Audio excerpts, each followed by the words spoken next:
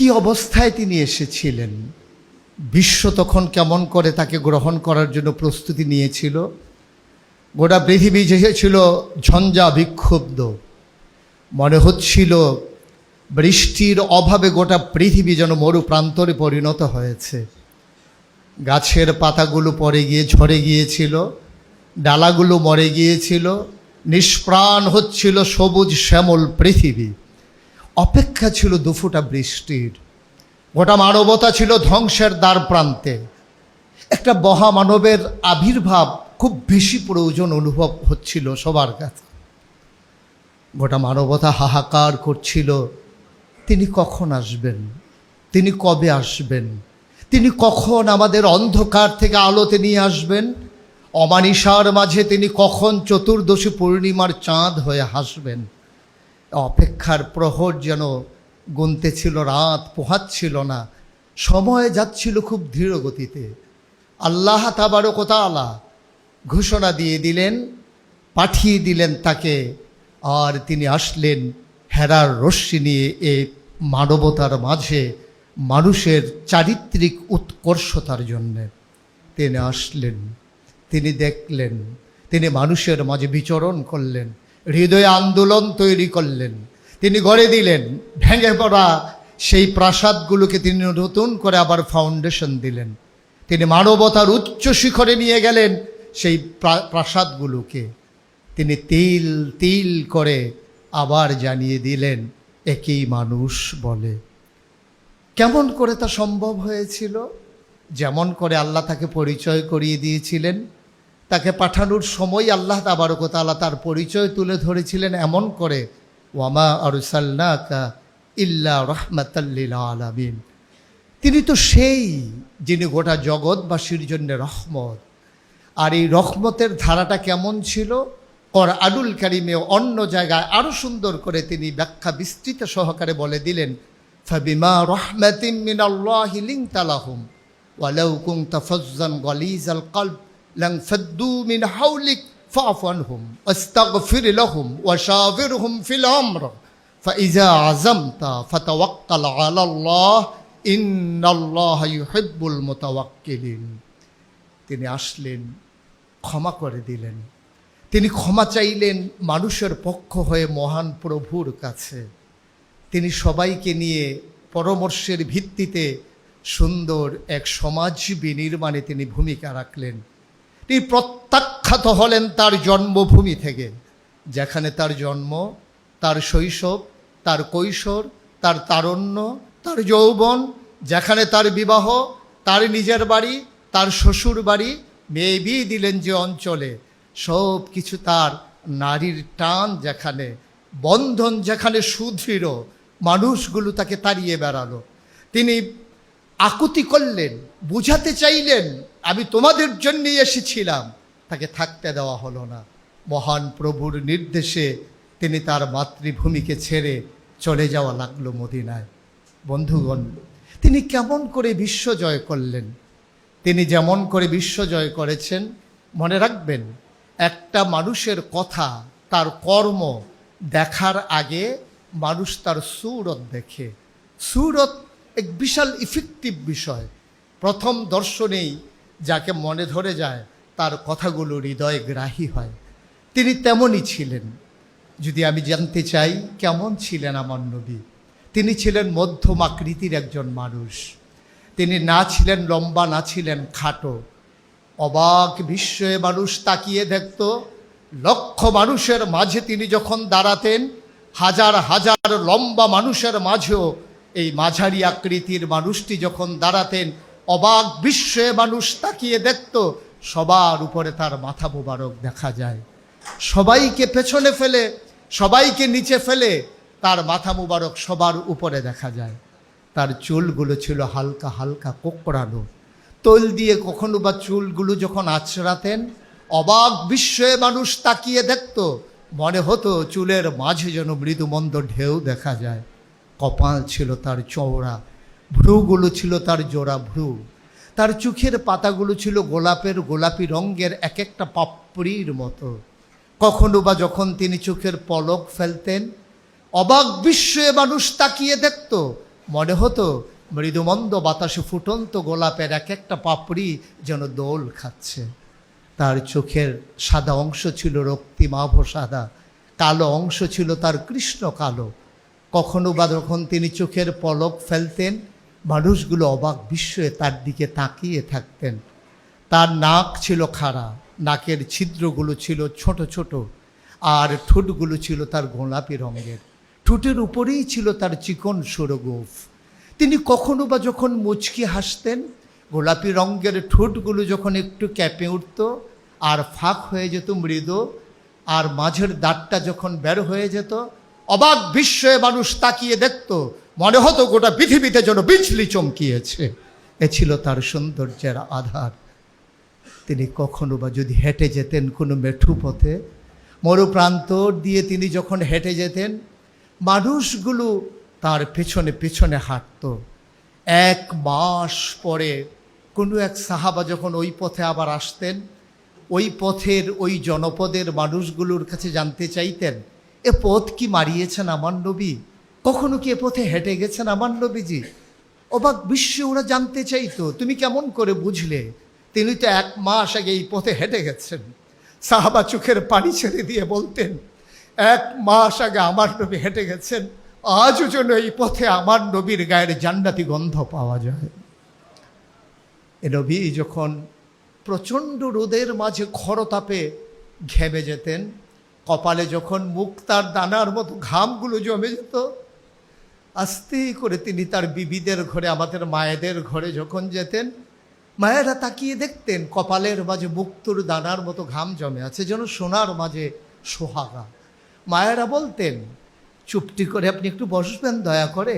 নবীজি বসতেন, মায়েরা ছোট্ট শিশি খুঁজে বের করে নিয়ে আসতেন। অতি যত্নে পরম আদরে তার কপালের মুক্তার দানার মতো ঘামগুলো তারা শিশির ভিতরে ঢুকিয়ে তারা মুখটা বন্ধ করে রেখে দিতেন। কখনো বা যখন ঈদ আসতো, কখনো বা যখন কোনো আনন্দ ঘন পরিবেশ হতো, তারা সেই লোকানো ঘাম বের করে আতর হিসেবে ব্যবহার করতেন। মানুষ চমকে উঠতেন, এত দামি পারফিউম পেলে কোথায়? মায়েরা বলতেন, আমার প্রাণের স্বামীর জমানো ঘাম। এ ছিলেন আমার নবীজি। আমার নবী যখন হেঁটে যেতেন মরু প্রান্তরে, অবাক বিস্ময়ে মানুষ চিন্তা করত, ভাবত কেমন করে তিনি হেঁটে যান এবড়ো থেবড়ো পাথরের উপরে। উনি কি ব্যথা পান না? পরীক্ষা করার জন্য পেছনে পেছনে ছুটে যেতেন সাহাবারা। নবীর কদমের নিচে পড়া পাথরগুলো তারা হাতে নিয়ে দেখতেন, নবীর কদমের সম্মানে মরুভূমির শক্ত পাথর তুলার মতো নরম হয়ে গেছে। তিনি যখন হাঁটতেন মরু প্রান্তরে, মাথার উপরে যখন সূর্য দাঁড়িয়ে থাকত, তখন আল্লাহ রসুল সাল্লাল্লাহু আলাইহি ওয়াসাল্লাম সেই সূর্যের আলোর নিচে দিয়ে যখন হাঁটতেন, মানুষগুলো হাঁটতে যখন ভয় পেত, মনে হতো সেই তপ্ত মরু বালুর মাঝে ধান দিলে খই হয়ে যাবে, চাল দিলে বুড়ি হয়ে যাবে। তার মাঝেও নবী যখন হেঁটে যেতেন, সবাই অবাক বিস্ময়ে তাকিয়ে দেখতেন কেমন করে তিনি হাঁটেন, কেমন করে তিনি পথ মারিয়ে যান, কেমন করে তিনি এমন করে এই সুন্দর করে রাস্তা দিয়ে হেঁটে যান। গরম লাগে না? তার কি অস্বস্তি হয় না?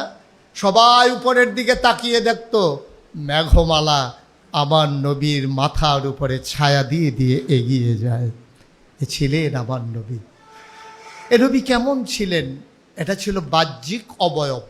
যদি তার আসল সৌন্দর্য আমরা অবলোকন করি, তাহলে তার সুরতের সাথে তার সিরতের অপূর্ব সমন্বয়। যেমন ছিল তার সুরত, তেমন ছিল তার সিরত।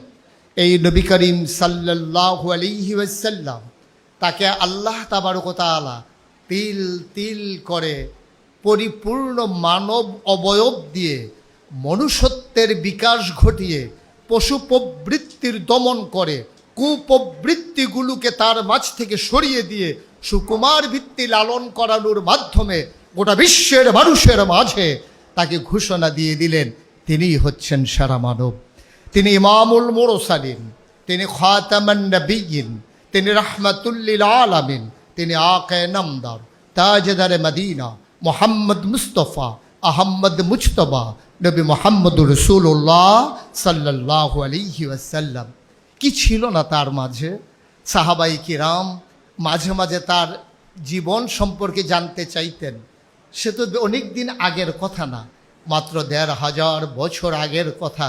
সাহাবারা ছুটে গেলেন আম্মাজান আয়েশা রাদিয়াল্লাহু তাআলা আনহার ঘরের কিনারে, গিয়ে সালাম দিলেন, আম্মা, ও আম্মা, জানতে চাই, আমরা যেমন করে নবীকে দেখি আপনি তো তার চাইতে বেশি দেখেন, আমরা দেখি কখনো কখনো, আপনি দেখেন পুরো সময়টা জুড়ে।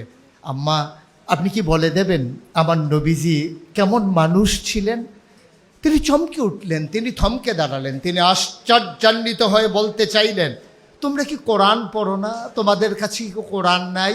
কোরআন পড়ো, কোরআন বুঝো, কোরআন পড়ে পড়ে দেখো, গোটা কোরআনটাই হচ্ছে আমার নবীর চরিত্র, খুলুকুহুল কোরআন, গোটা কোরআনটাই তার জীবন চরিত্র। কোরআনের ভিতরে এমন একটা আদেশ নাই যেটা আমার নবী মানেন নাই, কোরআনের ভিতরে এমন একটা নিষেধ নাই যেটা আমার নবী ছাড়েন নাই। তিনি ছিলেন কোরআনের বাস্তব নমুনা, তিনি ছিলেন প্র্যাকটিসিং মুসলিম, তিনি ছিলেন আমার কি বলে মানুষের মুসলিমের মাঝে একেবারে উজ্জ্বল দৃষ্টান্ত, অনুপম আদর্শ।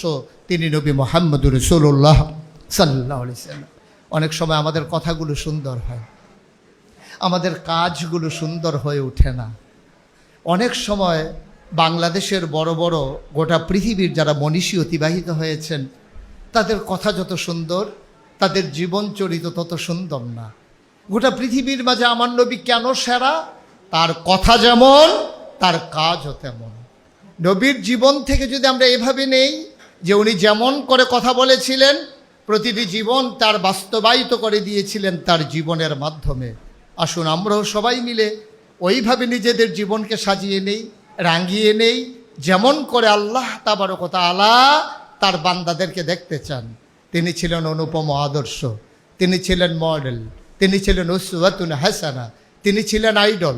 লাকাদ কানা লাকুম ফি রাসূলিল্লাহি উসওয়াতুন হাসানা, তিনি ছিলেন আমাদের জন্য অনুপম আদর্শ। কোন দিক দিয়ে আপনি সেরা হতে চান? আপনি সেরা সন্তান হতে চান? তাহলে নবীজি কেমন করে তার মায়ের সাথে আচরণ করেছিলেন আপনি সে অংশটুকুন পড়ে নেন। তিনি ছোট্টবেলা 6 বছর বয়সে মা হারিয়েছেন, কিন্তু তিনি দীর্ঘ সময় ধরে তার দুধমা হালিমাকে পেয়েছেন।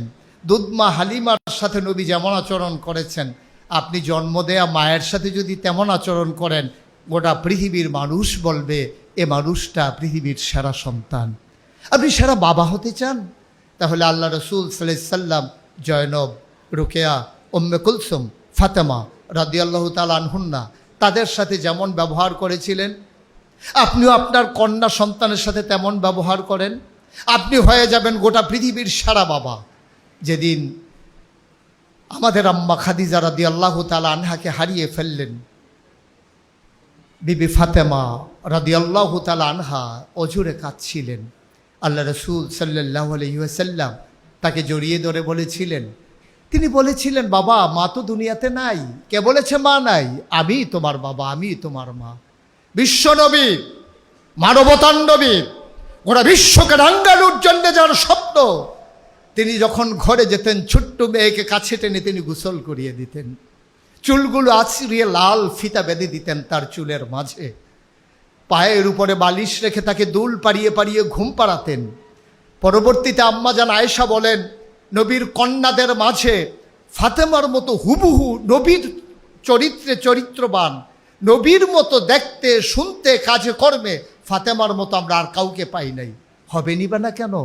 ফাতেমা যেমন করে নবীর হৃদয়ের উষ্ণতা পেয়েছেন, তার হৃদয়ের ছোঁয়া পেয়েছেন, তার হৃদয়ের ভালোবাসা পেয়েছেন, পায়ের দোলের ঘুম পাড়ানি পেয়েছেন, যেমন করে আদর করে চুল আচরণ পেয়েছেন, যেমন করে তিল তিল করে ফাতেমাকে গড়ে তুলেছেন নবী একান্তে, এমন করে অন্য মেয়েদেরকে সময় দিতে পারেননি বলেই ফাতেমা আর নবী যেন হুবহু ছিলেন। রেজাল্টটা কী দাঁড়ালো? ফলাফল কি আসলো? কোথাও যখন নবী যেতেন, সবার থেকে বিদায় নিয়ে সবার শেষে বিদায় নিতেন ফাতেমার কাছে। আবার কোথাও থেকে যখন আসতেন, সবার আগে ফাতেমার সাথে দেখা করতেন, বিরতিটা খুব কম সময় নিতেন। সবার শেষে ফাতেমা, আবার সবার আগে ফাতেমা। সবাই আবদার করতো, বাবা আমার জন্য কি এনেছেন? ফাতেমা চুপটি করে দাঁড়িয়ে থাকতেন, কখনো বলতেন না বাবা এই লাগবে সেই লাগবে। কারণ তিনি যে নবীজির মতো করেই গড়ে উঠেছেন। দুনিয়ার চাওয়া পাওয়া হিসেব মিলানের জন্য যেমন নবী আসেন নাই,